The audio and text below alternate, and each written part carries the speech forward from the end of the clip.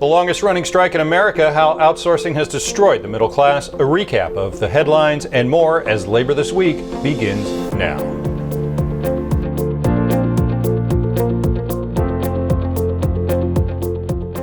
Hello, I'm Mark Harrison. In March of 2017, 1,800 members of the International Brotherhood of Electrical Workers, Local 3, walked off their jobs at Spectrum Charter in New York City because of a contract dispute over retirement and health care benefits. And they have remained on strike ever since. For the workers of the IBEW3 who used to install and repair the cable TV systems in much of New York City, the last 3 years have been difficult, to say the least. There has been a tremendous human toll because of the actions of Spectrum Charter Corporation. And the news broadcast from New York One, the SpectraCorp-owned city news channel, has been largely silent on this human tragedy. There has been divorce, there has been loss of homes in a city where income inequality ranks near the top of the global list. Savings are gone, and in a few instances, lives have been lost due to suicide or drug and alcohol addiction. Fully half the striking workers have either crossed the lines and returned to jobs that look nothing like they did 3 years ago, or have simply moved on to different lives. And while many politicians talk a good game about what has to get done, nothing has gotten done. The corporation has filed for decertification of the union with the National Labor Relations Board in Washington, a prospect that has every chance of being successful with the current climate in our nation's capital. Meanwhile, in what are becoming last efforts to reverse the human toll done by the corporation, a group of striking workers are hoping to keep the city from granting the cable franchise agreement to Spectrum when it comes up for renewal this summer. An unlikely scenario given the vacuum of competition that Spectrum currently operates within the city. Absent that, they are trying to promote a public option for the city to, in essence, take over the cable services by rerunning a reimagined New York infrastructure under Mayor Bill de Blasio's so-called Internet Master Plan. But the billion-dollar commitment for such a plan remains a long shot.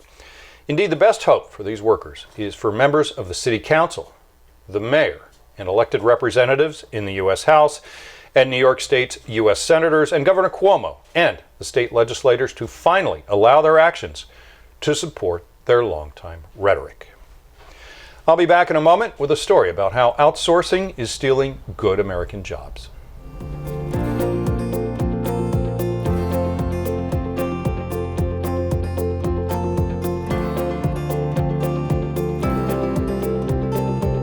I need my health insurance so I can have the medicine and treatment to function. Right now, without health insurance, I don't know what I'm going to do to get the medicine I need, which costs $900 a month. His words are his own, but he speaks in many ways for the silent majority in America. That's Jose Marte speaking at a rally in the heart of New York's financial district, where Colonnade Management abruptly decided to fire building service workers, some with more than a decade of experience, and subcontract out those jobs to a newly minted company known as Prime Cleaning Solutions. Most of the workers were fired, while others were invited to reapply for jobs at half their former salaries and with no health insurance. And while this rally took place in front of the affected property at 30 Wall Street in New York, only blocks away from the site of the 9/11 attacks, it could just as easily be in your hometown. Indeed, the number of good jobs lost to subcontracting has risen by as much as 30% in the last decade. Corporations are increasingly finding savings costs by firing their current crop of employees in specific job functions and then contracting that work out to a firm that supplies people in their places. However, where the folks being let go once enjoyed a certain wage and benefit level, the company now supplying the replacement staff usually pays at or near minimum wage and rarely offers health insurance or other benefits. And that's because the corporations now request bids on these services. The companies who can offer the most service for the least cost usually get the contract. Often these companies pop up out of nowhere, as was the case at 30 Wall Street, and on occasion dubious relationships with corporate higher-ups are discovered at a later date when the harm has already been done. A new corporate paradigm has been cast. And until regulations and employment laws can be rewritten, this disturbing trend seems destined to continue. We'll be right back.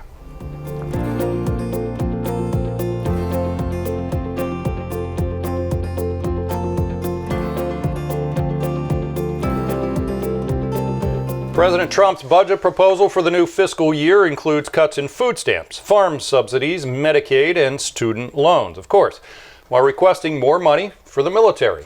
The president is also seeking a 5% across-the-board cut at all non-defense related government agencies. Of course, in Washington, the House of Representatives controls the purse strings, so this one probably isn't getting very far. The president also seems to think he will pay down the deficit if the economy grows at 3%, which it isn't, and by all estimates, won't. But he's never been one to let the facts get in the way of a good story. And we haven't even begun to talk about Tax Cut 2.0. Stay tuned for further negotiations. Members of Unite Here have been actively protesting at airports around the country recently, where these hardworking folks have been trying to bring public attention to the fact that workers who prepare your first-class airline meals are living in poverty, to the point that I had a Unite Here official confide in me that in Los Angeles, the catering company was forced to install showers so their homeless workers would have a chance to clean up before beginning work preparing our meals in their kitchens. Enjoy your next salad at 30,000 feet. Does size really matter? Well, your NLRB seems to think so. With nothing else to do but figure out ways to harass hardworking Americans, the board has ruled that union buttons and other insignia must be no larger than a worker's name tag. That, they say, allows the company to maintain business's goal of enhancing the customer experience, whatever the heck that means. And finally, a study released last week by the New York Nail Salon Worker Association found that 80% of its workers were the victims of wage theft. 80%. Workers often find themselves working 60 hours a week, yet are denied legally mandated overtime, with average lost pay amounting to $180 a week. These people can't afford to lose $180 a week. It's ridiculous. As well, only 1 in 7 workers were allowed to take earned sick time at work.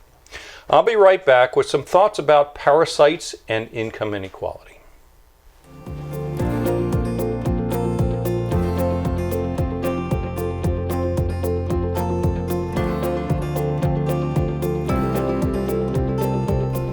The movie Parasite won the Academy Award for Best Picture. It is a tale about income inequality in South Korea. Now, I know the president doesn't like the film because, well, he has to read it. It's subtitled for those who haven't seen it, and we all know the president doesn't read more than 240 characters at a time. That's a Twitter reference.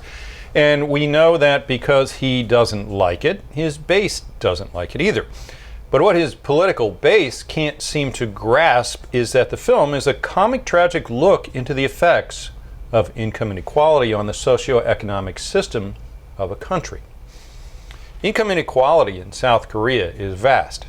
The fact is that in South Korea, the top 1% owns about 25% of the nation's wealth, and the bottom half of the population owns just 2%. And that sounds pretty bad, right? Well, it is until you consider America, where the richest 1% owns 39% of the nation's wealth, while the bottom half owns virtually nothing. In South Korea, the top 1% earn 12% of the national income, while in America, the top 1% earn 20% of the national income. The U.S. and South Korea both share about the same unemployment rate, as well as similar economic growth rates. But in South Korea, the populace is provided with universal basic health care, and parents of newborns are guaranteed up to 40 weeks of paid paternal leave, while in America it's left up to the benevolence of your employer. High income, college educated job, you'll probably get some, at least until your job is outsourced. But minimum wage service job, nope. You're not getting anything, and oh, by the way, you can't afford childcare either. And so a new generation is affected by income inequality and wealth disparity. And so the hamster wheel of American life goes on. That is until the hamster dies of a parasitic infection because it can't afford medical treatment. Parasite is defined as an organism that lives on or in another and takes its nourishment from that other organism. In America's case, that nourishment is money and wealth. And therein lies the real reason that Donald Trump, Fox News, and the Republican right don't like this movie because they're afraid you just might figure out that they are the real parasites. I'm Mark Harrison. I'll see you next week.